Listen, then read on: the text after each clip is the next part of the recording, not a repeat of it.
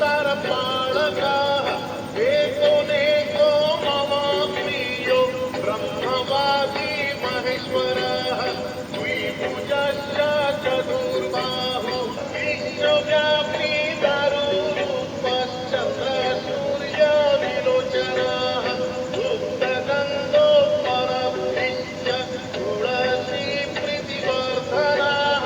जगदीशः श्रीनिवासः श्रीपतिः श्रीगदग्रजः सरस्वती मूलाधारः शिवस्यः श्रीदयानिधिः प्रजापतिः भृगुपतिः भार्गवो नीलसुन्दरः